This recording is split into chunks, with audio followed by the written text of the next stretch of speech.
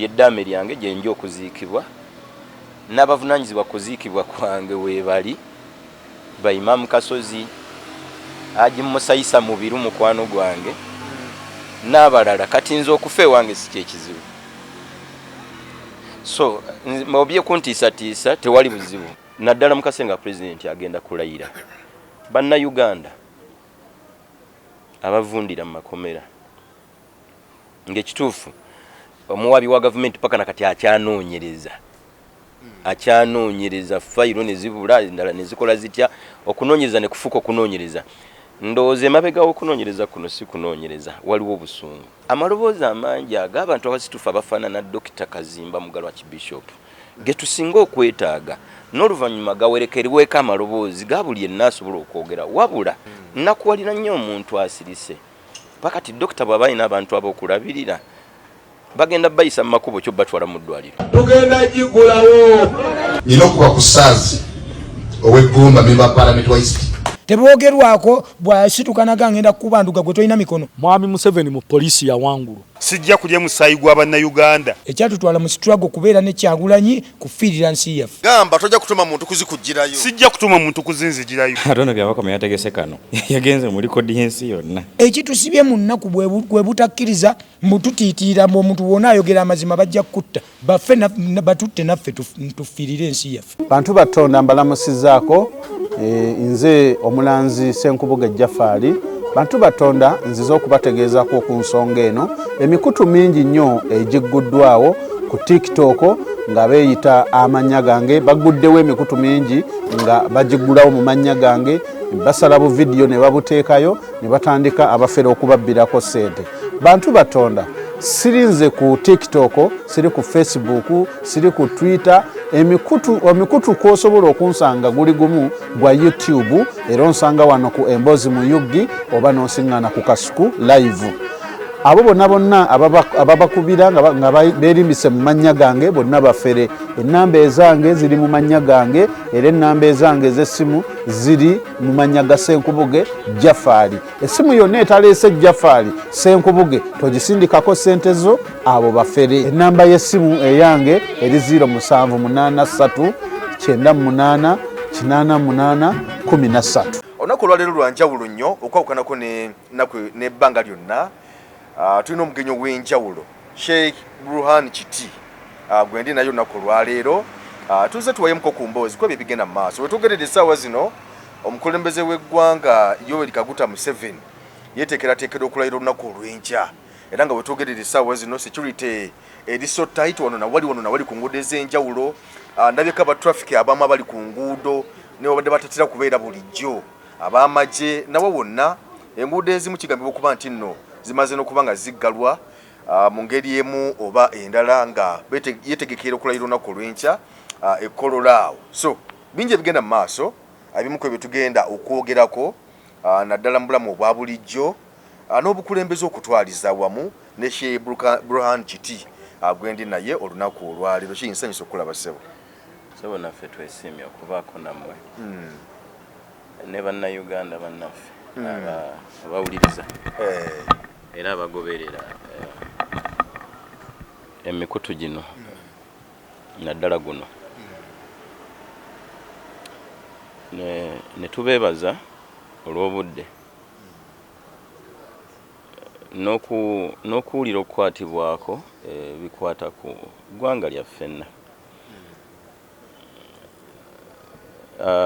nze Muhsin Burhan Kiti amanyiddwa nga Seeka Kiti naffe twebaza abagoberezi baffe mu mbeera ey'enjawulo batuwuliriza batugoberera mu mbeera etewalika mubaamu ebirumira ebyo bya buntu oluusi n'ebimu nga ddala oluusi yeffe kuba tetusobola kukanya 100 ku 100 kati tusaba batuwuliriza we twawukanyiddemu ako gwe koobooleka kaleke kufuukira nsonga ate oba oliawo kumisinga kusubwa birala ne tukujjukiza ffe mu nsi tetukumanyidde eyo muntu gw'asaanidde kwekwata olwekwata olutaddirizaamu okujjako ffenna eyatutonda. Wempisizaawo ekiramuso kino ekika nti assalamu alaikum warahmatullahi wabarakatuhu. Yateekateeka emirembe wonna waba agitadde era ye mukyusakyusa w'embeeremu oba endala. Ensi n'abantu abagiwangaaliramu tubalabe nga bitonde mu bunene bwabwe mu bifo tukkirize nti babitiibwa, naye tusigale nga tukkiriza nti wakati mu bitiibwa bitonde ebiyiina bitadde mu bitiibwa ebyo. Kati nga tetunneetaaga bitiibwa bya bano, twetaaga eyabibataddemu. Yalina amaanyi ku mbeera zonna, kaziba enkyukakyuka. Kigambo nkyukakyuka mpulira bakiyimba nnyo, naye teri muntu aziinako busobozi okuggyako eyatutonda yekka. Era mbakakasa teri ayinza mumweŋŋanga n'amuwangula nti ku luno bwe ziba nkyukakyuka yazimulemesezza. Kino ndowooza kibeeko kye kitegeeza toggwamu ssuubi, okyasobola okugaggawala. Abantu bonna ne bwe bakuŋŋaana tebasobola mumulemesa kugaggawaza bw'aba kiyasazeewo. Ate omugagga naye aleke kweyibaala. Ensi yonna ne bwekkiriza nti osigale ng'oli mugagga nga yasazeewo butwala tobusigaza. Mu layini eyo nteerawo n'abakulembeze, ffe abakulemberwa naffe tuleke kusuubira nti waliwo watudde nga yajja kubaawo olubeerera. Nedda, ow'ekitiibwa omutonzi waffe namwenkanya tuli bitonde bye ebitategeerera ku ddala gye limu naye. Ayina ensonga ze ku buli nsonga. Ku bugagga bw'abagagga ayina ensonga, obulwadde bw'abalwadde ayina ensonga, baatawadde baana ayina ensonga, na buli muntu waali n'ebyamusiimidde ayina ensonga. Mu layini eyo ayina n'ensonga lwaki ono gwakyatuwadde ng'omukulembeze.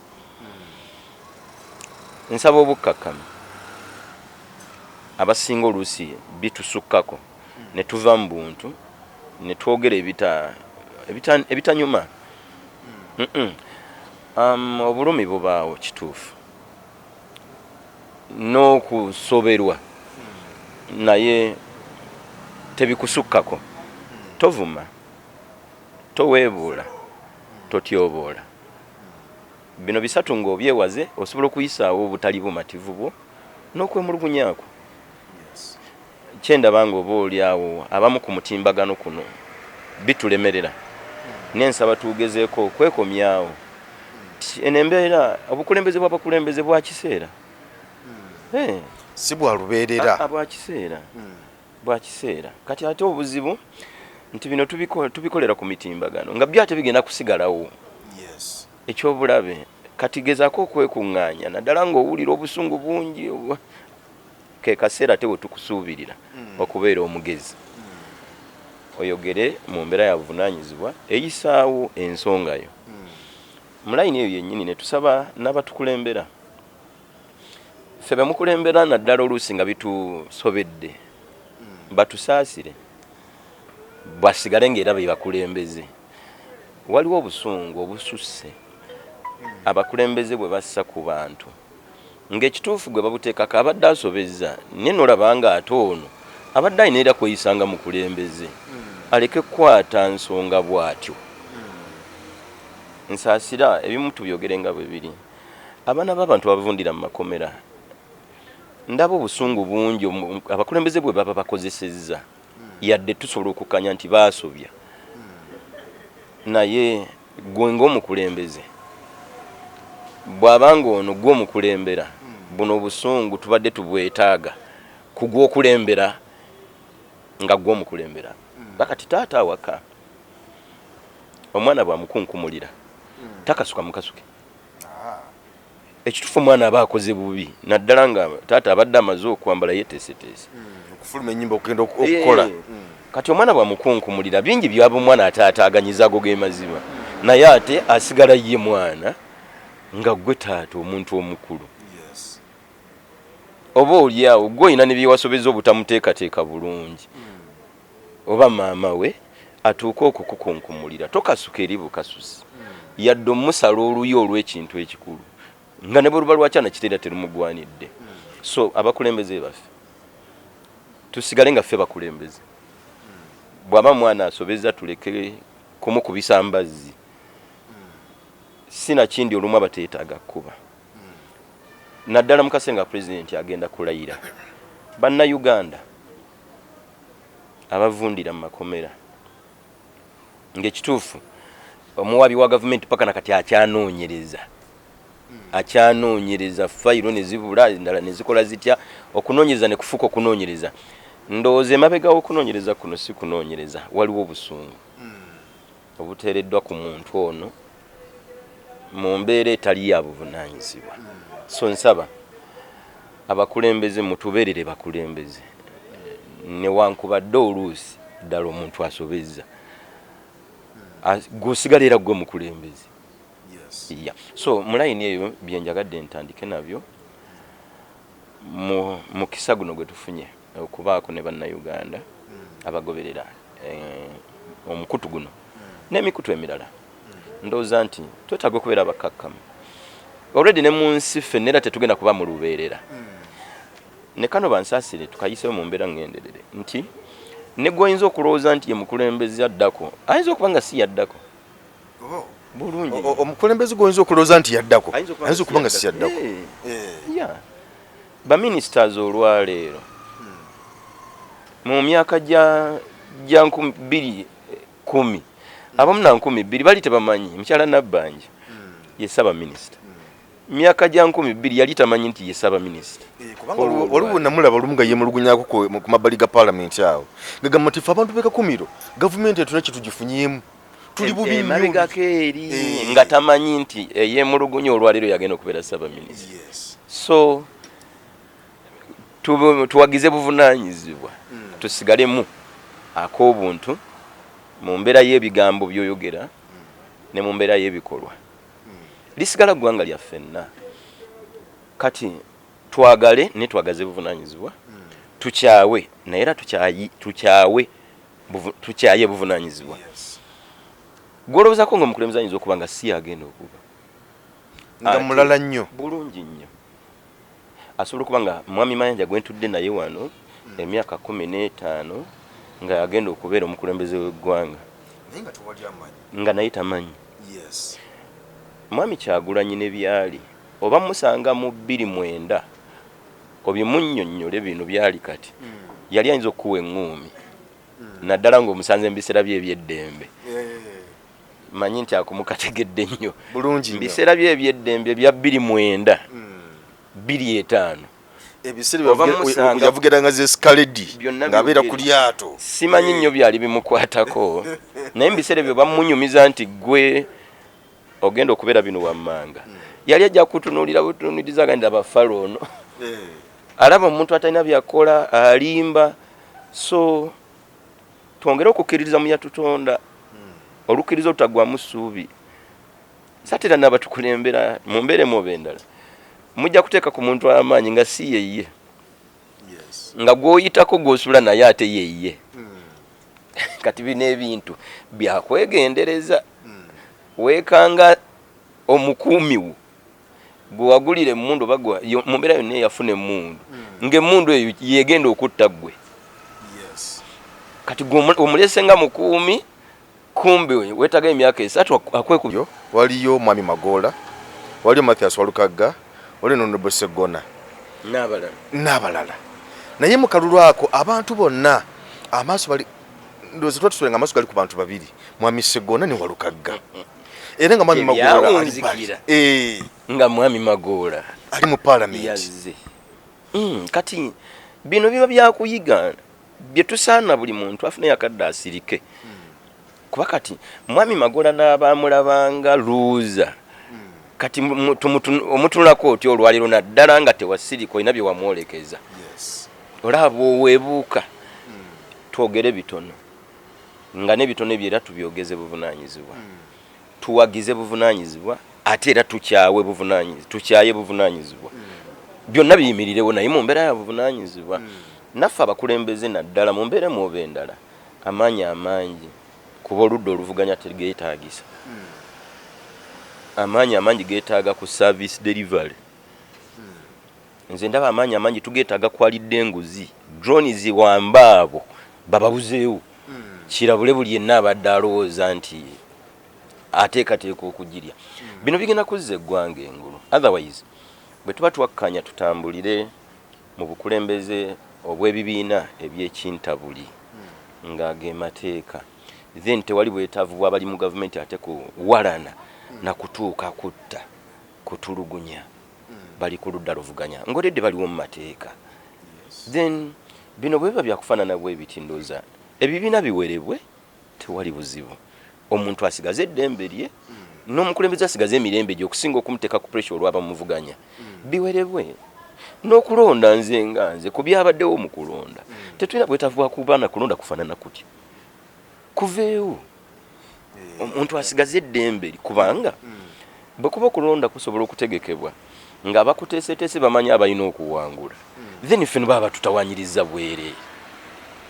bano bennyini bebateeseteese babalangirire bulangirizi era olwedde bakimanyidde ddala bulungi tuffe tetulina kyakubakola ono ye mupi wekawempe south ono ewa north ono gwe tulonzenga owe makini eno tewali amatubanza obutakiraba nga democracy kubanga oba tebayise mu kalulu bantu betukolera democracy w'abantu okumenyebwa amagulu n'okuttibwa then aba democracy kati nze democracy ono wa mirundi ebiri ate nnondako ono bw'abanga ono wakutumenya amagulu balala bavundire mu makomera abalala babuzibwe bubuzibwa then democracy nze ate nnondawo ono abakedde ku makya mwami byabakama n'alangirira bulangirizi baani be baalabye nga be bagwanibwe abakize mu bonna kusinza ku nsonga zaabwe kubona ddala ate ffeno tetulina kyakubakola nabo bakimanyi kati ate no bwe tuba tulonze ne bifaananga bwe bifaananya ate bo balina ekyokutukola kati tebakitukola batusaasire balonde be baagala tutambule naddala nga tewali aliwaali nga ajja kubawo olubeerera anze bino sibiraba mu nnyo buzibu bulyawo totta muntu kulonda kwe kuba kuvaawo toggalira muntu bino ebyokulonda bwe biba bituleetera obuzibu bye tuba twerekereza sina kindi ne palamenti nyini bwe tulanga esobola okulonda pulezidenti emulonde batuyambe kubeera bwe baba bantu gwe basobola okulonda tasobola then kati palamenti eronda asobola okututaasa biki bye tuyitamu konsani yange basobola okukiteekateeka nga democracy alina okuyitibwamu bo balonde abatali bantu balala kufuna buzibu biki ebiyitwamu tutuuke mu mbeera gye tulimu ye konsani yange omuntu alina kuyisibwamu ebyo amaka mangi nga tegagenda kuddamu kulaba ku taata waabwe bambi lwa byakulonda amaka mangi nga taata tebamanyi yadde entaanaaye lwa byakulonda nga ne ssente y'omuwi w'omusolo biliyoni zaali mu 8 ezaateekateeka okulonda kati ng'ate muntu ono owa wansi gwe bazijjamu kati omuntu ku ssente gy'akwata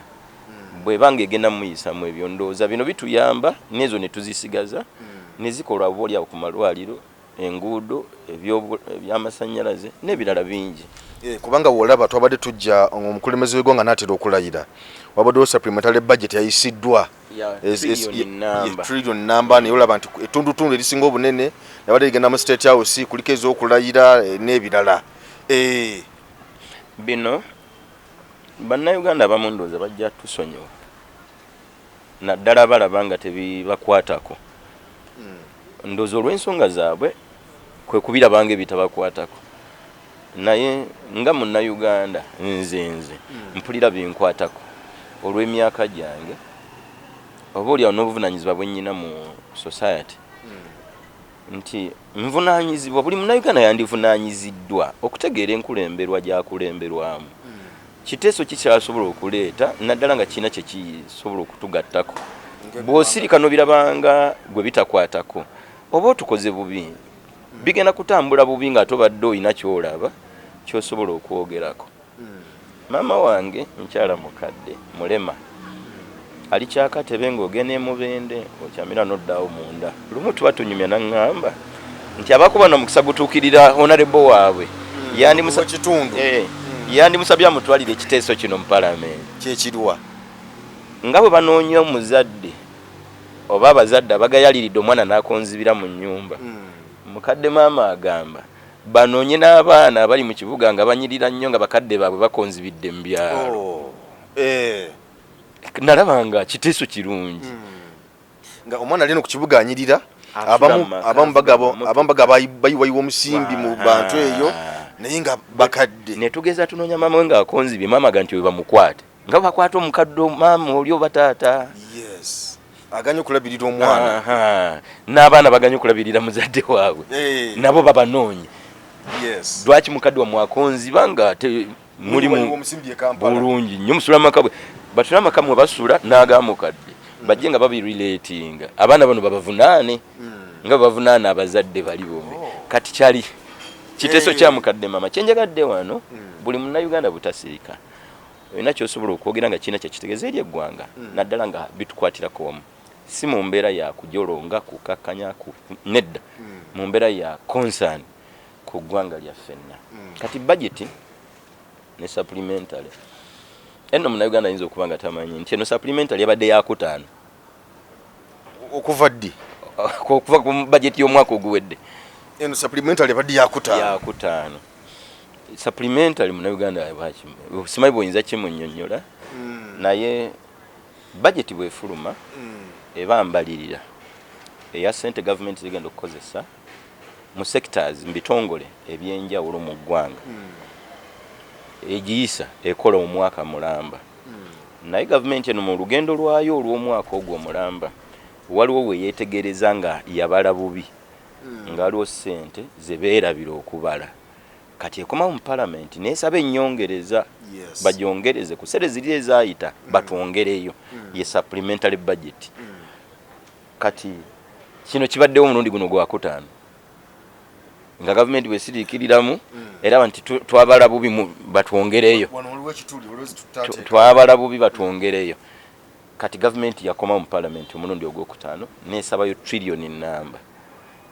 ey'ennyongereza ku budget enkadde. Trillioni munnayuganda tulaba tuwuliriza emiliyoni 100 kayitibwa kawumbi ye biliyoni eza Uganda. Emiliyoni 10 ye biliyoni ke kawumbi. Kati biliyoni zo zino miliyoni 10 ye biliyoni kati biliyoni 10 ye trillioni. Biliyoni 10 ye trillioni. Miliyoni 10 ye biliyoni. Yes. Biliyoni 10 ye trillioni. Kati government yazze nesabayo trillioni namba ze biliyoni 10. Mu mbeera ya kuyita mu kaseera kano ak'ebyokulayira kwa president n'ebirala nga bwe babyogedde. Kyannaku okubanga bannayuganda bino balabanga abasinga ndoze bitundu kumpi 8 ku 10 bawulira tebibakwatako kwendowooza oba oli awo nekirowesa abakulembeze nti bino byonna bituufu olw'ennamba ennene etanyeze. Ene waffe mu Busiraamu waliwo statement ega nti abamanyi amazima bwe basirika kirowoozesa abakola ensobi nti batuufu. Nti singa mba nkoze ensobi kyekiti gwe ndi naye wano ku mmeeza n'asirika nga nkoze ensobi kijja kundowooza nze kyenkoze kituufu. Kati ndowooza wano tusitukiremu nga bannayuganda tugatte amaloboozi. Bano abakulembeze baffe si bazibu jasa amaloboozi ndowooza gakyali matono. Tulina omukulu yavayo n'ayogera onansonyiwa bwe mba mpabyemu okumwogerako. Archbishop Kazimba Mugalu yavayo n'agamba nti banaye mundeke nze nina amaka gange nina abantu ab'okulabirira siyinza kufuuka musalaba gwammwe kubanga abantu bavayo bagamba yogera ku kino yogera ku kiri ate era ne bwe nayogera kubanga babyogedde tebikolebwa. Abantu boogedde naye tewali kikolebwa. Ng'abantu boogera naye nga tewali kikolebwa. Kiba kikola amakulu. Dr. Archbishop Kazimba Mugalu abamutuufu bw'ayogera bw'atyo olw'ensonga ze naye ate okusinziira ku bwetaavu bw'abakulembeze ne bannayuganda bonna okutwaliza awamu aba alina by'ateetegereza nti eddoboozi lye si ddoboozi lya muntu wa bulijjo ddoboozi lya dokita, ddoboozi lya kibishop, ddoboozi lya munene mu abantu abali wansi we aba bakotogedde nnyo abatafunye bujjanjabi,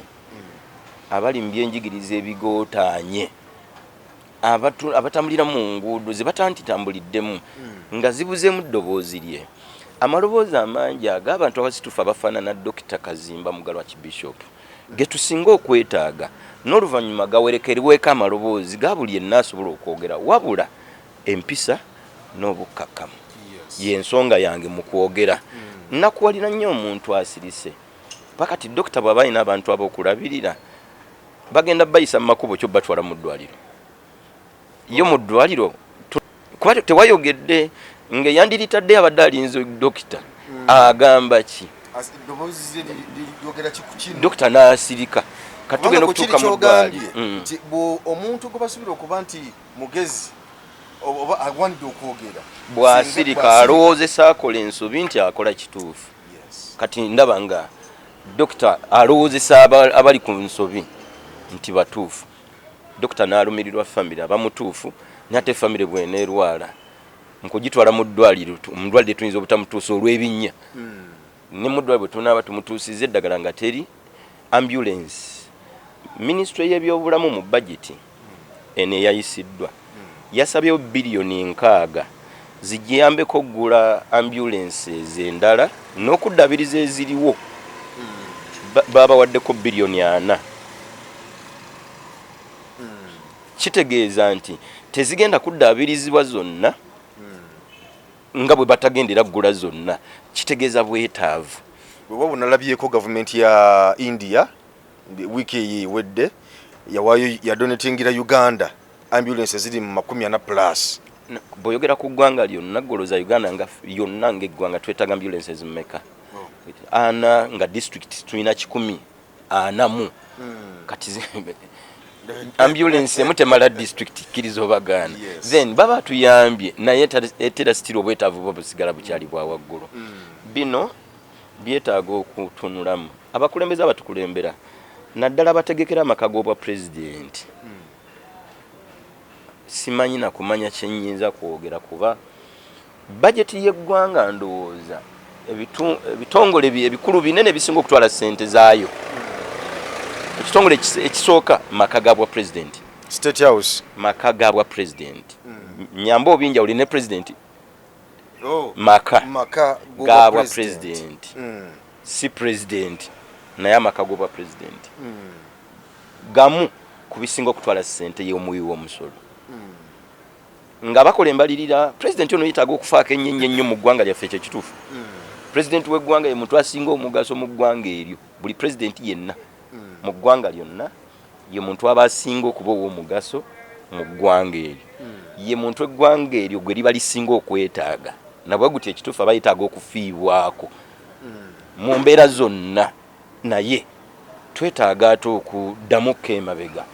Fono waffe ndaba ng'ekisukka budget eno nga yo omuntu yabaliriddwa biliyoni 8 nga zigenda mugulira musical instrument. Simanyi bwe bakivunula. Biliyoni mmeka? 8 nga zigenda kumugulira ebivuga byanyiga n'asanyuka mu biseera bye by'eddembe. Twewera bya tugambye nti minisitule y'ebyobulamu yasaba biliyoni 6 ambulance bagule kumpya n'okuddabiriza eziriwo baga ssente tewali tulina 4. Luno 8 lugenda kukola ku ssanyu nga ddyo just mu biseera bye by'eddembe oba piano oba biki biliyoni 8 entongoli obuvuga mu biseera bye by'eddembe. Kati tolaba nga tebibalansinze. Olunaku lw'eggulo munadde ndaba amawulire mukyala Jenny Ruth Aceng minisita w'ebyobulamu nga yeemulugunya obutamala bw'abakozi mu ministry ye ey'ebyobulamu. Tebalina ba doctors bamala, tebalina ba nurses bamala, tebalina bakwasaganya byabulamu bamala. Kino tekiva ku bakozi bano butabaawo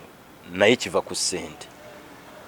okuba nti ntono tezitumala ku recruitinga ba doctors bamala nga saagala bimubiyingira munda naye njagadde batukulembera naddala abakwasaganya enteekateeka y'ebyamaka gwa president bingi bisikatidde. President mu donations sente ze ez'okugabako eno budget yamuwadde bilioni 514 ezogabako kati nga zino bwe yagamba nti ba YouTube mbawaddeyo akawumbi bumbi bubiri kati mu layini eyo bumbi bubiri olwendala ezisubira okujja obutaano yamuwadde bilioni 514 ndowooza za kugabako. Inland travels entambula ze ez'omu ggwanga zafunye budget era nazo ziri mu 5 something 536 bilioni 5 36. Mulago ina areas ezibangibwa ne Jinja Regional Hospital nabo bayina ezibangibwa bino byonna babitebolize n'ebisinga mu line y'ebyobulamu babaga nti ate tulina sente tewali. President ngalowoozezza kulyayo olulya olw'enjawulo byewuunyisa special meal bambi bamufaako nnyo bamutegekera special meal ngalowoozezza okufunayo ebyokulya ebitali bya bulijjo n'ebyokunywa. Budget yaabwe endaba erimu bilioni 214 bilioni 214 nga zigenda mu lulyo lwenje olwa president bw'abalowoozezza okubaako olulya lwalya lutali lwa bulijjo. Eyo ensawo weeri n'ebyokunywa bilioni 214. Aba education aba higher education jukira ebyensoma byakyuseemu bakyusiza ensoma naddala mu O level. Kati curriculum eyo gisetinga yatwala sente. Kati ministry y'ebyenjigiriza nayo neesaba esetinge ne curriculum ya A level ne basaba bilioni 6 okwasaganya program eyo bilioni 6 bilioni baba waddeko ba 2.5 tewali sente nengo olunana lwabivuga 214 za byakulya ebyenjawulo 514 donations nebiri mu line eyo.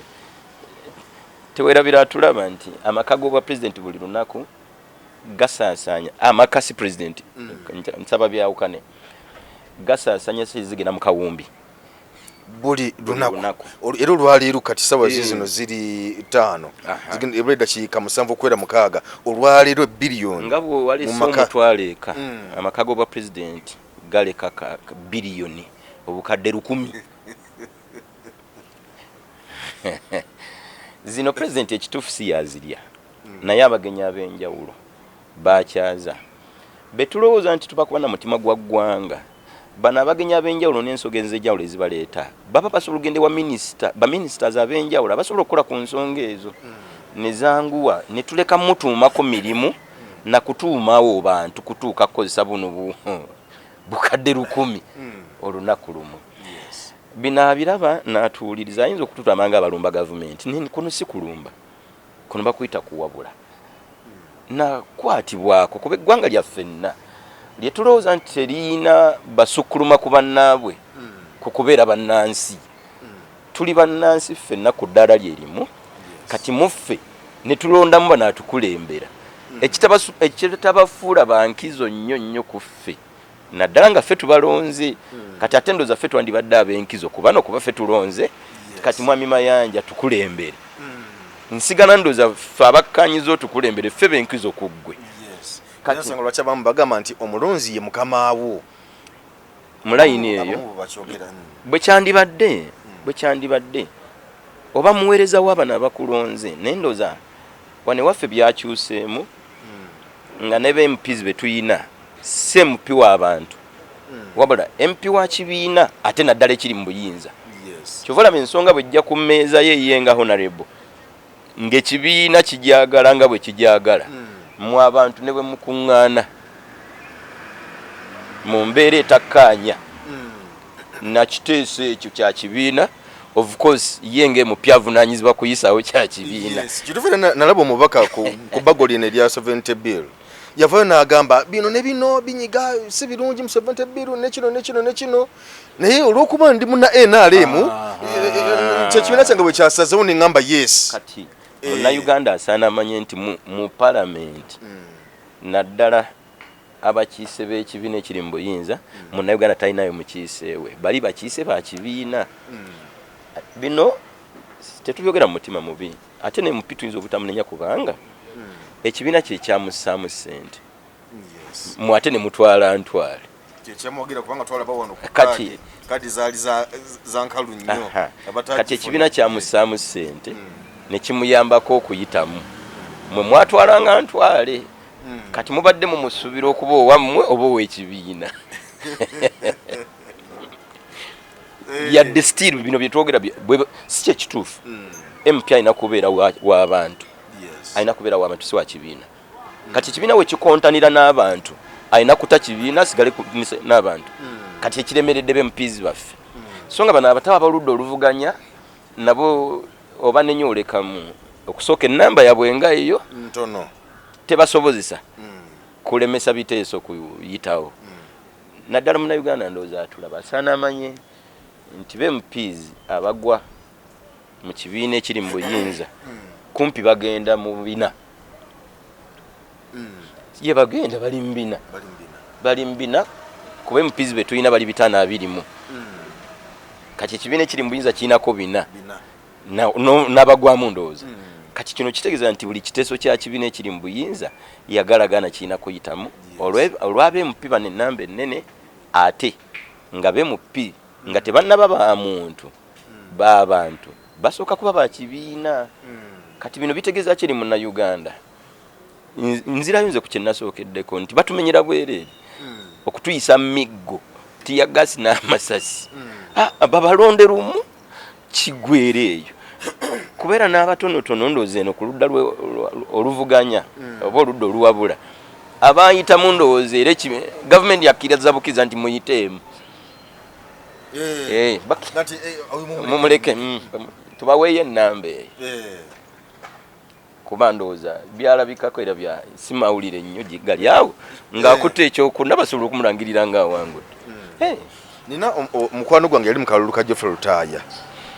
Lutaaya bali kutale center ng'ekyamazima kuba batandika okubala akalulu paka ku ndemulebo y'enko Geoffrey Lutaaya alidinze naye yaŋŋamba nti waliwo omu eyajja n'amugamba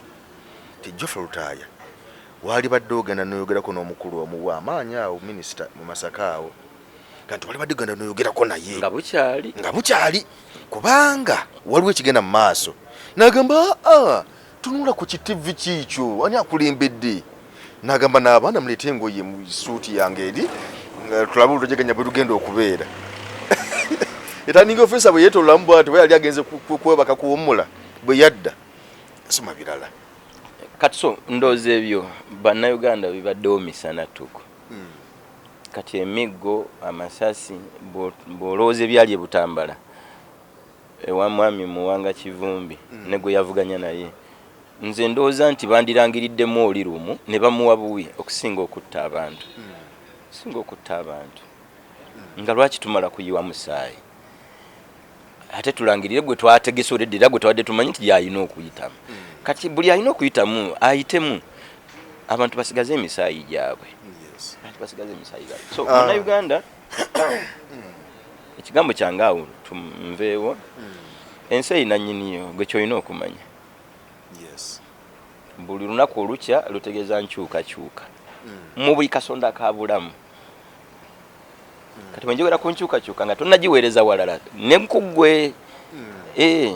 buli lunaku olukya lutegeeza nkyukakyuka buli wiki eggwako kitegeeza nkyukakyuka na buli mwezi oguyitako wakati mu nkyukakyuka eyo wamera ebirevu wakati mu nkyukakyuka eyo kati gwe taateeka wakati mu nkyukakyuka eyo ojja ku mutendera gwa jjajja ojja kutuukako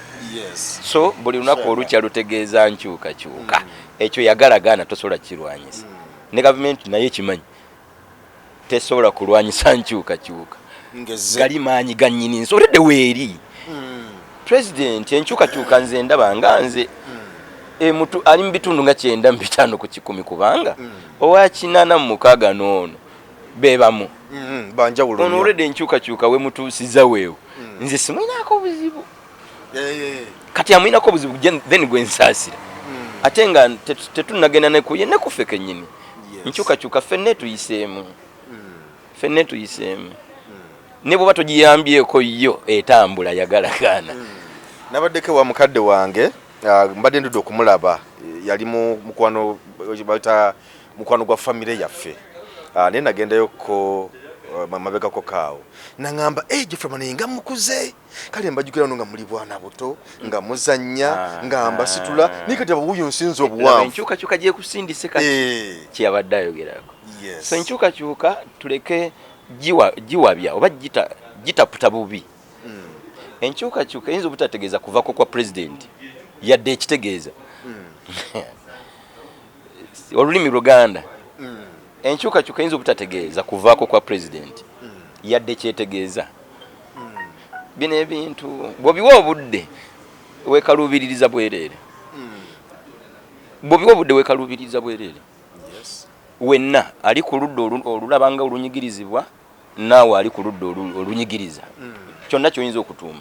twekaluubiririza bwereere teri ali mu buyinza agenda kubeerawo olubeerera tewali ali mu buyinza agenda kubeerawo olubeerera nga bwe tali mugagga nga ye agenda kubeera ku nsi lubeerera nanga gamba bino nze omuzindalo guno ngumazeeko emyaka noza giwera 3 kuba gwali mwaka gwa 95 nga nkyali ku sini esooka naye era olabanga enkyukakyuka gyentutte byajjanga birevu kyajjanga kimuzi kuba katandikira wano nafunanga akadde nenkasikasika nebimbuna bwe byava mu kumbuna kati nvi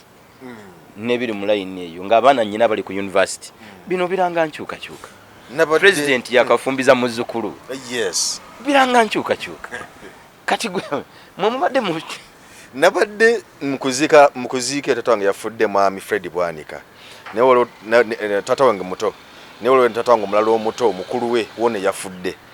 nabeerawo ko okumala ebbanga lya mwaka mulamba mu makaage naye nga mukyala we maama wange nga mukyala mugumu nnyo nga mukyala w'amaanyi n'obulungi bwennyini nga mulungi nnyo naye natunuulidde maama enkyukakyuka kyemukozi ng'akozeemu kano ng'enkyukakyuka kyemukozi neŋŋamba ebyaddala enkyukakyuka etukyusizza naye tukuze kati abayita bannankyukakyuka enkyukakyuka tugivunula enzivunula yaayo entuufu eyo tekweraliikiriza eri automatic kusinziira ku programu ya nnyiniinsi yagalagaana tuli mu 2026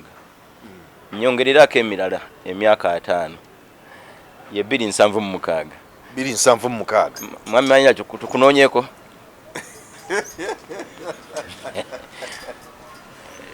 olowooza tulinoonya kujja n'omuhoozi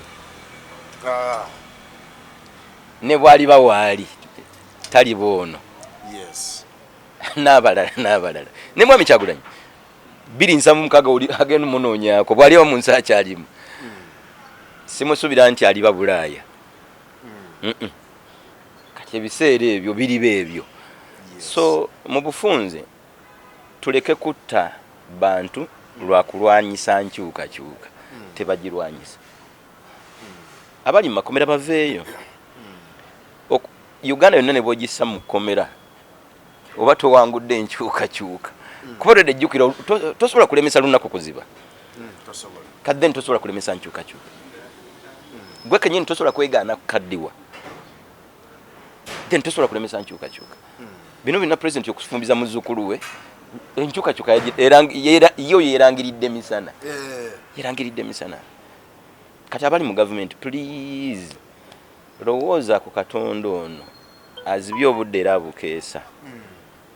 nga byonna bino bitegeeza nkyukakyuka bwali kujja wooli nakkomyawo eno mu bamayanja embeera erifaanana etya nga weeyisanga eyamaze byonna kuba ggwe gundi mu gavumenti tubalabyeko bamwami Kintu Musoke teyafa waali era kyali kikonge mu gavumenti mwami Bidandi Sali gyali mu makaage amawulire gamala omwaka nga tegamwogeddeeko gamulinze wamu lwaliso omuko gusembayo gamwogereko olwogero oluggalawo byonna mukyala specials Wandira Kazibwe balamu si balwadde kati gwatudde mu kifo kye bwe walabanga ow'enjawulo ndaba ne mwami Gilibert naye akkirira mpola mpola bamwami Sekandi nabo bagoberera awo bakkirira mpola mpola nammwe abali mu bifo ebinene essaawa yonna mugoberera bano enkyukakyuka nzibu nnyo nzikiriza Sheikh Kanunka kuleetere nalabaka vidiyo n'amaaso gange nga ono wayimiddwo president nga ono wayimiddwo speaker Anita Among nga ono wayimiridde vice president we Masakas Sekandi mwami Sekandi Edward Sekandi eyaliko vice president ko speaker nga afuba nnyo okulaba abeeko n'ebigambo byayogera ne president Museveni naye nga tamuwadde budde nga ne speaker naye ali busy nga bali busy kwegamba nempulira muli mu mutima nga gunenyise kati oyo Katonda alina obuyinza obusooka ate obusembayo bangi gwe twerabira olw'ebifo ebinene byatutaddemu n'olw'okugaggawazibwa ekyobulabe ennyo ekikuloosa nti bali basiru tebalina kye basobola kukola kyekituufu ffe tetulina kye tusobola kukola nene ya Katonda takusobola bakusobola bulungi kuba ya Katonda mulala ku yatutonda nti owoye awangula owaffe tekiso bino bya buntu nze mu kibuga ntandise okutegeera nga mwami Christopher Yiga ye meya wa Kampala biseera bya ddala oba yalaga wa musajja wattu kanne mwami Lukwago naye ayinza okuba nga mpola mpola aseeseetuse mwami Mpuuga nabo bwe batyo kati bajjowero bakajja bali basiibula bamwami Tayebwa bayingiddewo mukyala Kadaga bafuluma kati bino si mu kwagala oba butaagala wabula Katonda ono yategekera eggwanga lyonna n'ensi yonna ate yategekera buli muntu obuzibu obuli buli mu bokka bantu butakkiriza nkyukakyuka nti ezze oba ejja kujja anti kati obutagikkiriza bwatagikkiriza tekiina kyekitegeeza ku yo tekigikosa okugikkiriza tekigigasa yo nga yo wabula kigasa gwakkiriza yo nga yo bw'ogikkiriza tegasibwa kuba yeresigala ku programu ya nnyiniyo kati kigasa gwakkiririzaawo n'obutakkiriza bwatakkiriza era tebugikosa yo wabula era kikosa gwaganye otherwise gavumenti eno ndowooza nze n'emyaka gyange ne analysis yange bwe batakkirize na kwetegekera nkyukakyuka mu ggwanga no tewaliwo bagenda kusinga kukosebwa nkyukakyuka ate nga bo naddala nga bagwa mu muteeko ogutagikkiriza kuba yo tosobola giremesa kati okugulira nzigulire ne weetegekera wa weeneekuleka ovaawo obuvinokkiriza nti bwe bayakuyita wano tewali buzibu naye kanneetegekere wa weenendeka nabaddeko sadizo ekulwe Masaka kano nkamalirize ekyamazima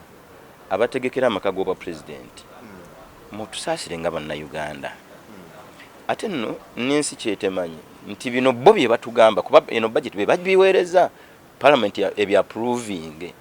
naye golooza batuweereza figures ziri wansi oba ziri waggulu kitegeeza ziri wansi of course nebaga nti kino kyekitajja kuwaawaaza musooke muteekeyo kino kakitegeeza figures zisukka ku mpandiike mu budget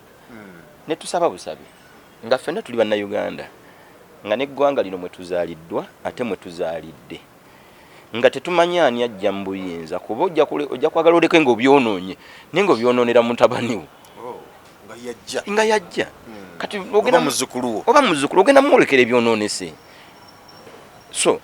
gwolowooza nti yajja yinza okuba nga si yajja banne ekisoboka President Museveni mu kalulu k'ekinaana nga yeesimbewo ne mwami Obote n'abalala ensi yalabira ddala nga President Museveni failure atalisobola bayita n'akalulumbu yafuna aka kamu n'ekibiina kyafune mu pyo mwami Kiyonga kati emyaka tuli mwanamu kisanja kya musanvu eyalabwanga John Katumba oye myaka kalulu k'ekinaana kati Katonda ono tumwandestimate nze ne tumujja mu programs zaffe zonna ne tuziyimiriramu ekitalina kye kimukosa kuba era still asigala yeye kati please tuttiriremu ku bigere obutitime n'obutitimba obuggwera ku maka g'obwa president kali akawumbi buli lunaku ekisooka abaana be bonna baakula tebakyabeerawo then ezo sente ani azirya abazzukulu nabo tebaliyo nabeera bali mbazadde baabwe kati president kitegeeza talina relative nnyo gwabeera naye yeetaaga sente zino zonna bwe baba bagenyi abakyalira president buli mugenyi aweerezebwa mu ministry ekwasaganya ensonga gy'aleese kikendeeze ku nsaasaanya eno sectors ezisinga obwetaavu mu ggwanga zifune omugabo ddala oguzigwanidde ng'ey'ebyobulamu yandibadde tejula ng'ey'ebyenjigiriza ku lw'omunnayuganda ow'enkya bazzukulu baffe gwe bagenda okuwangaala naye n'abalala omugenda okuva president yagalagano abali baawo bali bijjukira bino kyemmanyi mu 245 nga president teri yamulowoozaako nti ye president aliba president mukadde ako kuba 205 ab'ebibiina ebyenjalo buli muntu addemba okubirowooza nga bw'ayagala kuba ndoze NRM okusinziira ku programu yaayo yo teyina weyinza tuteera yo teyinaayo nteekateeka yonna eva ku bannayuganda ku nteekateeka yaayo kyesobola banenyeza kubeera ne bwe nandibadde nze oba oli awo mwami Mayanja kino tukyeseeko ng'abantu nti bw'oba gwe president mwami Geoffrey Mayanja ozadde mutabani wo n'omuweerera n'asoma n'amagye n'agakugukamu n'asajjakula n'ogamukwasamu n'agaduumira n'olaba nga gatambula gweoyinza okulowooza kwayinza okuddira mu bigere okujjako oyo era gosooka okulowoozaako of course naddala ng'akuze ebyobukulembeze buli kimu akiraba bw'okikola ero si chairman nga mutabani gwe bulijjo gwatuma akola endagaano nk'oyo oyo mwana Geoffrey akabamalirize mpumuddemu Geoffrey abamalirize bulungi nnyo kati bwe bakubuuza ani ayinza okudda mu bwa chairman gw'ogamba ani kati ebintu ebimu osirika n'obireka nga bwe biri n'ojjira mu layini yakuwabula nti ekyamazima gwe osobola obbirowooza bw'otyo naye tuwebuze nti ye yatutonda bw'atyo bwabitegese gwe kitawe ye yakulekawo kati gwe bw'oba kitawe si yakulekawo ne bino obirowoozo oddirizaamu sinakindi abantu okubawa omukisa bo ng'abantu noga naye nze mbadde nteesa bwe nti naye musaleewo okusinga obbireesa abavuka bakita kibuli okusinga obbireesa amaanyi so abatukulembera nze ndaba mmwe mu bulamu omutima gw'eggwanga naddala mu nsaasaanya ey'ensimbi y'omuwi w'omusolo ekitongole ekisinga okutwala ssente y'omuwi w'omusolo ekyokubiri palamenti nalabye ku mawulire awo nga speaker wa parliament yakamala okugula emmotoka ezimu ku ezisinga mu bbeeyi mu nsi yonna bagiyita Rolls Royce. Can you imagine? Mu nsi yonna nga bw'onoonya speaker wa TZ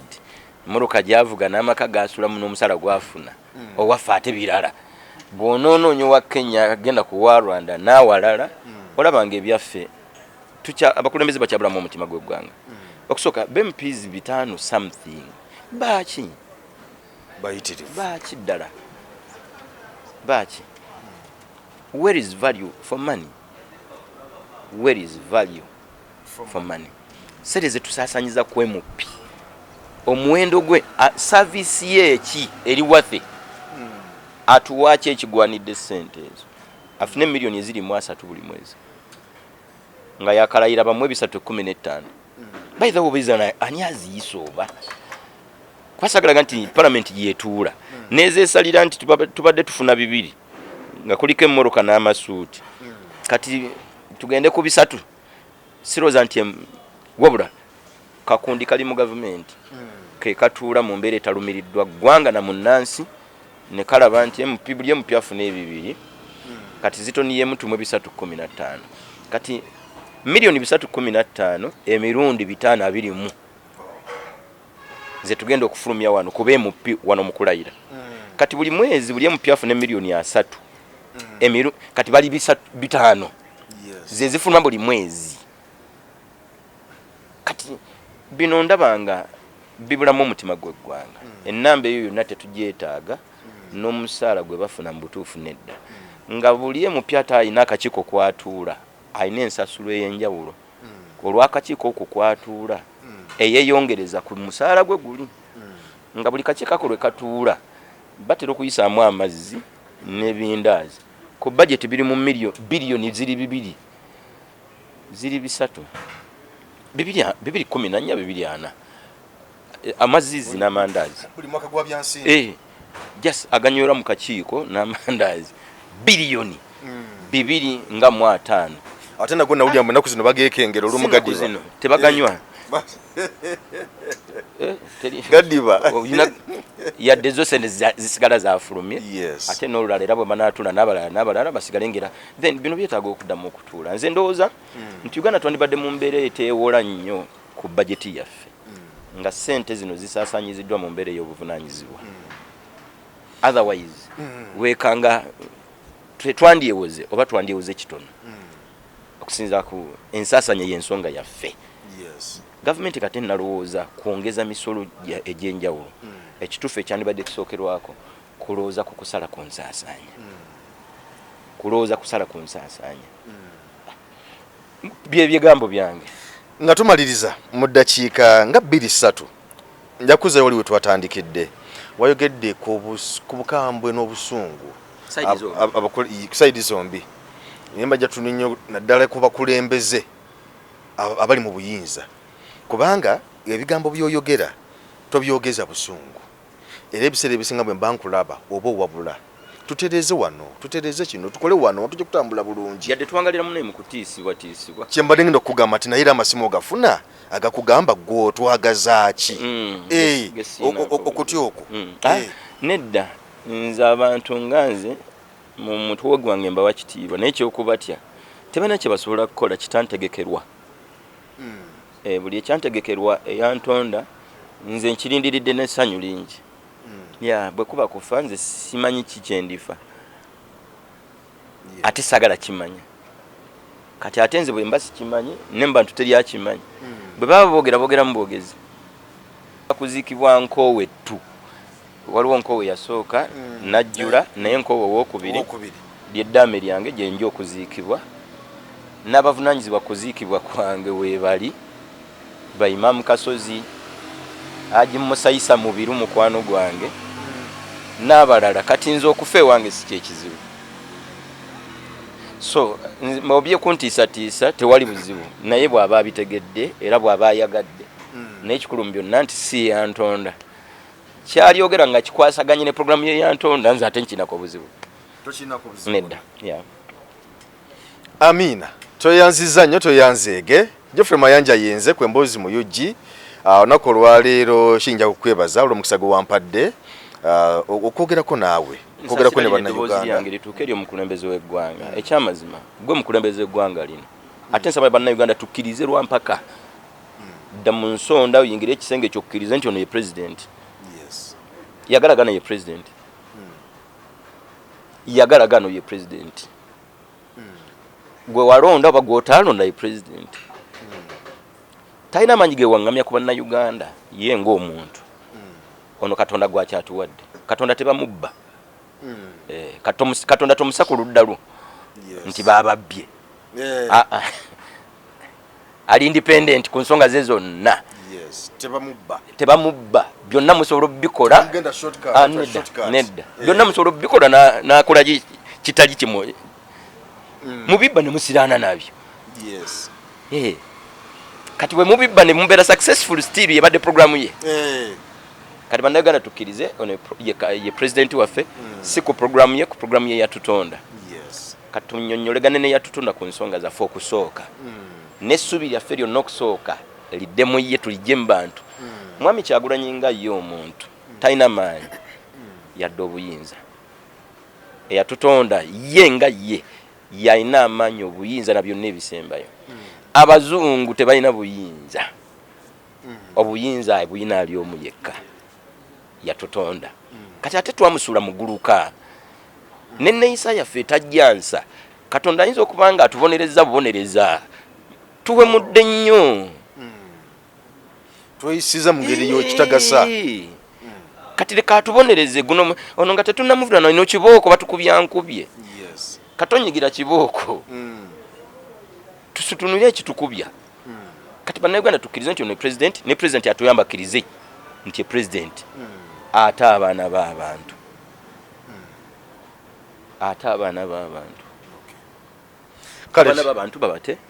abaana b'abantu babate babatonie president kati wayise omufumbiro agenda kukola ki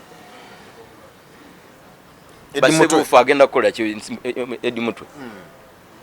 waliwo Kivumbi alinnye ddala yaani Kivumbi munne wa Edi Mutwe era naye wa mubiri Ekivumbi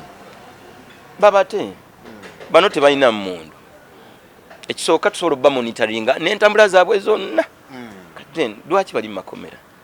na bonna abaggaliddwa ku lw'ebyobufuzi baveeyo president ye president era mutabani we ye mutabani we Mayanja ne bwokola otya sigwe first son tusobola because oli si kitaawo kati Jeno Muhoozi ye Jeno Muhoozi bekkiririzeemu mu bifo byabwe ffe batulabire eno gye tuli ye mwana gwe nagambye walinga tutandika nti omwana bwakunkumulira tokasuka eri bukasusi funa w'omuwummuza wekanga naawe gwe kennyini gwamupakukidde kati abaana bano nebye basobeza tusooke tukebere ensobi yavuddewo abaana bafe omwana okunkumulira avuddewo nti gwe wamumpadde nga tomwambazza kitegeeza nti ensobi ziva eno muffe eziviiriddeko abantu bali okukola bye bakoze ze tuba tutereeza buli kimu kitambule bulungi bye bigambo byange mwami Mayanja naffe twesimye okubaako nammwe gavumenti byonna teyonoonye byonoonye ebitereddemu ebiri naye oba oliawo olw'ebino bigezeemukko naddala ng'ate biri ku muntu ono owa wansi muliwo enguzi n'anigguuka bunigguusi n'atambula n'agenda kati ate ayogedde ki ate oyo yene Kano Besigye ate inaavundira mu kkomera nze ndowooza nti abyesereza gavumenti kuba gavumenti bwekakasa nti ku budget kuliko trillion ziringa 10 zo zibbibwa bubbibwa nga naye kimanyi gwokimanyi Bank of Uganda bakagibba emabega kaawo Bank of Uganda kyokka bwe tewaliwo nteekateeka ebanoonya kubanyweza kuba kati nze abo ndaba be bandibuziddwawo ate nga basobola obbafuna otherwise bwewetololo okemebwa okulowooza nti oba ababbi ate era bebbo bebakwata ate okemebwa okulowooza nti oba ababbi ate era bebbo tokavunula kaleke nga bwe kali katufundiikirira omwami Geoffrey Mayanja mwebale kuweereza naye wabule bambi ku bavubuka ku mutimbagano neeyiseddemu ensa ennyambala n'ebigambo byennyini kisoboka okuba nga tuli ku kibonerezo kati bwe tunaavuna n'emigga gye batukubisa tuba tetunnatuuka ku nsonga kale toyanza nnyo toyanzeege bwe bitambudde olunaku olwaleero tukwagaliza akaseera kalungi Moses abadde ku kamera awo tukwatagana n'omulundi omulala tugenze Munnayuganda tukwaniriza mu kimbo wa Research King and Training Center mwebale nnyo mwebalire ddala mwebale okwejjanjaba endwadde nnyingi nnyo ezitawaanya abantu omwaka guno ng'abakimbo wa Research King and Training Center twabaleetera ebintu bingi nnyo tuyina ebyuma ng'oli abadde nti n'amagulu galuma omugongo guluma oli agamba mbuno system y'amagumba gange tegatambula bulungi nnyo omwami nti n'amaanyi gakendeera sikyatambula bulungi nnyo mu kisenge enseke zange zazibikira nfuyisa mulimu kabayina obuzibu bwa prostate ennaku zino abasinga obungi mulimu kabayina sukaali oli nabeera ne sukaali type 1 oba olusi type 2 mulimu ko sukaali ya controlling bwa mangu tulina sabbuuni ono wabeeru mulungi ddala era wa tamalik mmwe n'abayinako kenkovu abantu bw'obeera nga mweru kigenderere nnyo bw'obeera nga oli mweru osobola okubeera nti n'okozesa kano bw'obeera nga oli muddugavu osobola okukozesa oyiro waffe ono nabeera nga akuyambye tulina ekyogo ky'emikisa ekyo kisobola kuvaawo nga sikyogeddeeko abantu abatawanyizibwa nti no siweebwa siganja abagadde family planning ey'ekiganda abayina pressure abayina sukaali naye ekyogo ky'emikisa gwe wenna nti siweebwa obulamu bwange bwonna bubadde mu bbato ngenza okusaba emirimu ngezizaako okwagala okugenda ebweru byonna byagaana jangu otutuukirire ng'abakimbo wa Research King and Training Center wetuli ewakaliga tuli wano Mengo opposite Lubiri SS bw'ova ku Lubiri SS obanga aserengeta ku katono awo boisa kusoti TV ejja kubanga otulaba Munnayuganda w'otudde toyugana sooka enkunyumiza omulanzi Jafari Senkubuga asangibwa ku lusozi Lusaali mu Kyaggwe azze okukukolera ku mbeera embi ekulemeddeko ebintu byo byete bulungi ng'erigenda eddamba omulanzi Jafari Senkubuge omukama Katonda gwe yattululako amaanyi ag'ekisalaziba nga gwalina ebirooto eby'omuddiringanwa by'otategeera va mu kwesumagga dduka za wakayiba ku lusozi Lusaali mu Kyaggwe omulanzi Jafari kunnyonnyola akawonvu n'akagga ate ng'okukukebera kwa bwereere kubanga naye ekirabo omukama teyakimusabaako yadde ennusu naawe alina ebizibu nga biva ku majinni emizimu embeera embi eya buli ngeri mutwalire omugugu gwakutikkule gwe weefunira oluserese tokkalire obubaka buno nga bukukutteko kwatalidda mukono wa ntono oviremu ku siteegi y'e Nakisunga aba bodaboda bakutuuse nga gwava e Kampala ne bw'okwata eryato ku mwalo Eggaba ne likugobya ekisinsi oba ebule n'obuuza aba bodaboda ojja kuba butoola n'omulanzi Jafari oyinza n'okusooka okumanya ebikukwatako nga tonnagendayo ku bwereere ng'oweereza ekirooto kyo ku nnamba gy'olaba oyinza n'okukuba ku ssimu eno endala awo omulanzi Jafari Senkubuge ye n'oba ng'omukwasizza kibyago kuserengeta mu Kulubagga.